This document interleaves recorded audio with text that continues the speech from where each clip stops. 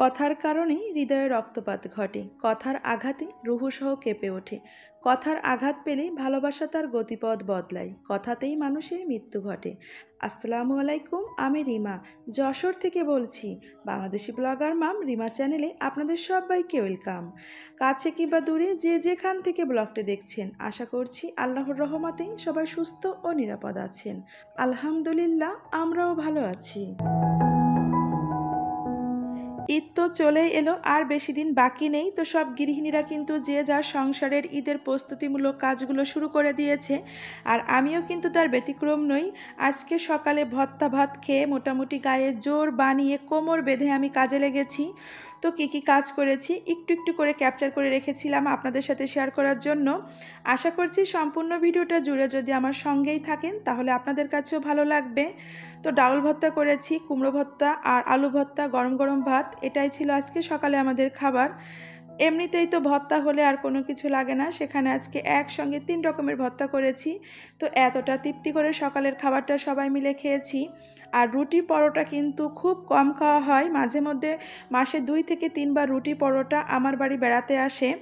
আমার কাছে এরকমটাই মনে হয় যে ওরা বলে চলো রিমার বাড়ি থেকে এবার একটু বেরিয়ে আসি, সে তো মোটামুটি আমাদের খবরই নেয় না। খুব সকালে ঘুম থেকে উঠে রান্নাঘরে গিয়ে রুটি তৈরি করা, কি বলবো, আমার কাছে তো মনে হয় জীবনের সবচেয়ে কষ্টের কাজ। আর একটা রুটি তৈরি করতে যতটা জায়গা নোংরা হয়, দেখেছি 10টা রুটি তৈরি করতেও কিন্তু একই জায়গা নোংরা হয়। এই জন্যই কিন্তু বিশেষ করে রুটিটা খুব কম খাওয়া হয়। আর আল্লাহ পাক, কি বলবো, আল্লাহর কাছে কোটি কোটি শুকরিয়া যে এমন একজন জীবনসঙ্গী আমাকে দান করেছে। সকালে আমি তাকে ভালোবেসে যে খাবারটাই দিই না কেন, সেও কিন্তু খুব ভালোবেসে সেটা খেয়ে চলে যায়, কোনো কথা বলে না। এজন্যই কিন্তু পেরে গিয়েছি। যদি একটা বদরাগী পুরুষ মানুষ আমার কপালে জুটতো, তাহলে কিন্তু চোখের পানি নাকের পানি এক করেই আমাকে রুটি তৈরি করতে হতো। তো যাই হোক, আমি তো আমার গল্প করছি আর এদিকে কিন্তু কাজগুলো করেই যাচ্ছি। আমার রুমের মানে জানালার গ্রিলটা আমি খুব সুন্দর করে ঝেড়ে পরিষ্কার করে বিছানার চাদরটাও কিন্তু চেঞ্জ করে নিয়েছি। বকবক করছি, ওই যে একটা বকবক করা অভ্যাস আমার আছে। আর সেই সাথে কিন্তু কাজগুলো করে যাচ্ছি। কি করব বলুন? সারাদিন একা একা এভাবে চুপচাপ আমি কাজ করে যাই। তো যখন একটু আপনাদের কাছে আসি তখন কিন্তু একটু মন খুলে বকবক করার চেষ্টা করি। তো কয়েকদিন পরই আমি সব রুমের জানালার গ্রিলগুলা ঝেড়ে মুছে পরিষ্কার করে রাখি। এতে করে দেখা যায় যখন আমি পরিষ্কার করতে আসি তখন কিন্তু খুব সহজেই পরিষ্কার করা হয়ে যায়, কারণ বেশি একটা ধুলা ময়লা থাকে না। তো আমি কিন্তু গ্রিলগুলাও মুছে পরিষ্কার করে নিয়েছি, আর থাই গ্লাসগুলো সব রুমে রেখে দিয়েছি আপনাদের ভাইয়ার জন্য। এই দায়িত্বটা কিন্তু সে খুব সুন্দরভাবেই পালন করে। তো অফ ক্যামেরায় আমি বাবুর রুমের বিছানার চাদরটাও চেঞ্জ করে নিয়েছি, আর সেই সাথে আমি যখন যে রুমে কাজ করেছি সেই রুমের ফার্নিচারগুলোও কিন্তু খুব সুন্দর করে মুছে নিয়েছি। তো সেগুলো আর আজকে ক্যামেরায় ক্যাপচার করিনি। সব কিছু যদি ক্যাপচার করতে যাই আর আপনাদের সাথে শেয়ার করতে যাই, দেখা যাচ্ছে আমার ব্লগটি অনেক বড় হয়ে যাবে, আর আমার ভালোবাসার আপু ভাইয়েরা এক দৌড় দিয়ে আমার কাছ থেকে চলে যাবে। এই জন্যই আমি একটু একটু করে কাজ আপনাদের সাথে শেয়ার করেছি। তো আমাদের রুম এবং বাবুর রুম তো সুন্দর করে গুছিয়ে রেখে এখন আমি এসেছি গেস্ট রুমে। তো এই যে গেস্ট রুমের গ্রিলটাও ঝেড়ে নিচ্ছি, আর সেই সাথে বিছানার চাদরটাও চেঞ্জ করে নিব। আজকে তো আমি রান্নাঘর থেকে ছুটি নিয়েছি, কারণ গতকাল রাতে আমার আম্মু এসেছে। আম্মুকে আমি বলেছিলাম তুমি একটু আসো, তোমাকে আমার দরকার। কারণ আমার আম্মুকে আমি রান্নার কাজে লাগিয়ে দিয়ে তারপরে এই কাজগুলো গুছিয়ে নিব। গেস্ট রুম এবং বেডরুম দুইটা তো আপনাদের সঙ্গে শেয়ার করলাম পরিষ্কার করা। অফ ক্যামেরায় কিন্তু আমি ড্রয়িং এবং ডাইনিংয়েরও জানালার গ্রিলগুলো পরিষ্কার করে নিয়েছি। আরও বড় একটা কাজ এই যে করে এখন আপনাদের সাথে শেয়ার করছি। কুরবানির ঈদের সময় কিন্তু মশলার উপরে একটু বেশি চাপ পড়ে, আর এটা যেন আমার কাছে মনে হচ্ছিল যে একটা মহা বড় একটা যুদ্ধ। তো এই মশলাগুলো রেডি করার পরে এত হালকা মনে হচ্ছিল। আমি যখন এইগুলো এখানে কাজ করছিলাম আর আম্মুর সঙ্গে কথা বলছিলাম, আম্মুকে বলছিলাম আম্মু এত হালকা লাগছে এখন, জানো না, মনে হচ্ছে আমি যেন কত বড় একটা যুদ্ধ জয় করে ফেলেছি। কারণ এই মশলাগুলো রেডি করতে কিন্তু অনেকটা সময় লাগে। আর ক্যামেরা অন করে যদি আমি সব কিছু ডিটেলসে আপনাদের সাথে শেয়ার করতে যেতাম, আরও অনেকটা সময় লেগে যেত। কারণ আমরা যারা ক্যামেরা অন করে কাজ করি আমরা জানি যে ক্যামেরার সামনে কতটা সময় লাগে আর ক্যামেরার আপডালে কতটা সময় লাগে। তো যাই হোক, এই যে আমি কিন্তু আমার সুবিধা মতন এক এক করে সব মশলাগুলো রেডি করেছি। আদা পেস্ট করেছি, রসুন পেস্ট করেছি আলাদা আলাদা, এবং রসুন এবং জিরাও একসঙ্গে পেস্ট করেছি, সেই সাথে অনেক গুঁড়া মশলাও তৈরি করে নিয়েছি। এমনিতেই আমি মাসে ২ বার মশলা রেডি করি ১৫ দিনের জন্য। ১৫ দিন পরে আবার নতুন করে মশলা রেডি করি। আর এভাবে মশলা রেডি করে রাখলে আমার কিন্তু ভালো লাগে, কারণ রান্না করতে গেলে কোনো ঝামেলা মনে হয় না। খুবই ঝটপট আমি দ্রুতই রান্নাটা সেরে নিতে পারি। আর হঠাৎ করে যদি কখনো কোনো কিছু রান্নার প্রয়োজন হয়, তাহলে কিন্তু মশলা রেডি করা থাকলে আপনি দেখবেন কোনো টেনশনই থাকে না। অনেকে কিন্তু এভাবে মশলা রেডি করে ফ্রিজে রেখে খাওয়াটা পছন্দ করে না, কিন্তু সব কিছুই অভ্যাস। এটা খেতে খেতে আমাদের কাছে অভ্যাস হয়ে গেছে, এখন আর কোনো কিছু মনেই হয় না।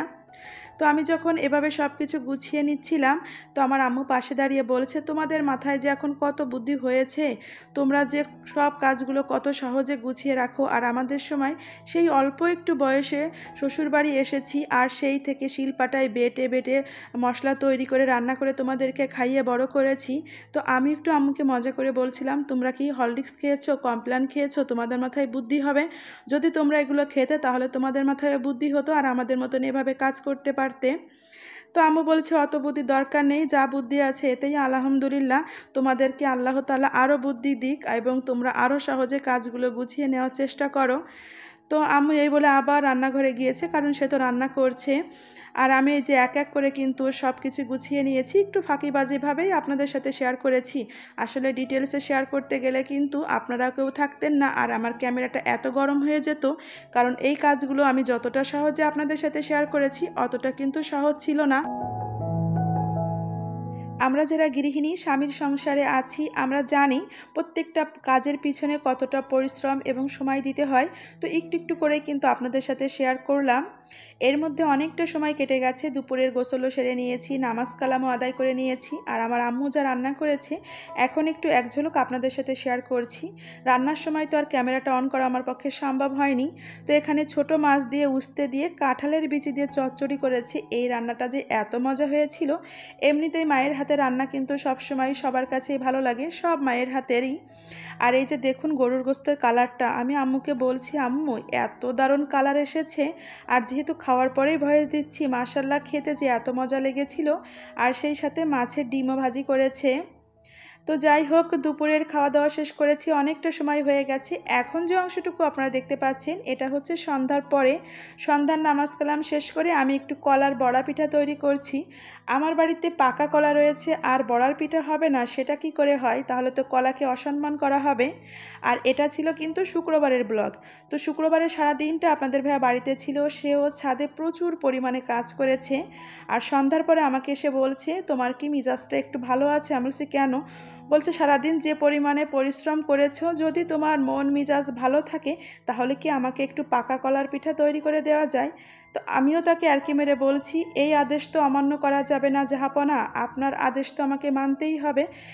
যেহেতু তার কাছে একটা ছোটোখাটো আবদারও আমার আছে, এই জন্য সে যেটা বলেছে আমি চট জলদি কোনো দেরি করিনি, সাথে সাথেই কিন্তু তাকে কলার পিঠা তৈরি করে দিয়েছি। আর ফ্রিজে যেহেতু নারকেলটা কোরানো ছিল, আমার কিন্তু অতটা কষ্টও হয়নি পিঠা তৈরি করতে। তো ঝটপট কিছু পিঠা ভেজে আপনাদের ভাইয়াকে দিয়ে বাকি পিঠাগুলো আমি অফ ক্যামেরায় ভেজে নিয়েছি।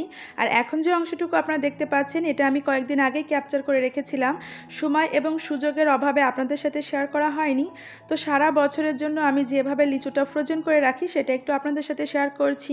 কি বলবো, আমি আর আমার বাবু এত যে লিচু পছন্দ করি, আপনাদের ভাইয়া তো বলে তোমরা দুজন হচ্ছে লিচুখোর, যদি একটা লিচু গাছ তোমাদেরকে দেওয়া হয় তো দেখবো একদিনের ভিতরেই তোমরা শেষ করে ফেলেছো, এত লিচু আমরা পছন্দ করি।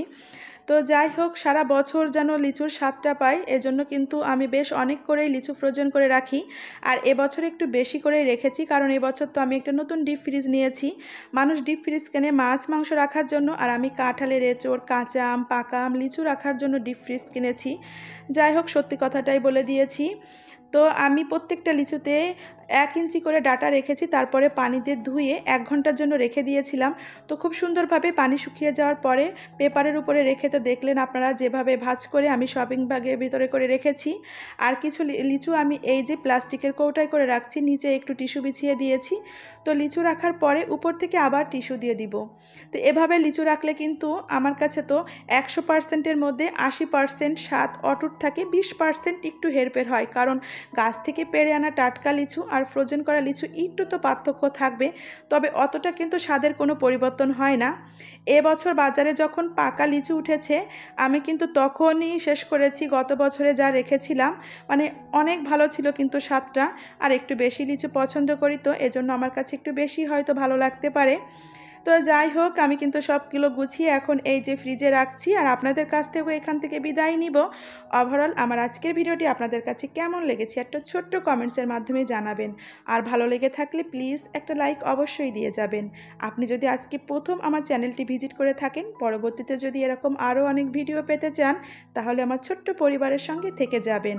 পাশে থাকা বেল আইকনটির অল অপশন সেট করে দিবেন। তো সবাই ভালো থাকবেন। আল্লাহ হাফেজ। আসসালামু আলাইকুম।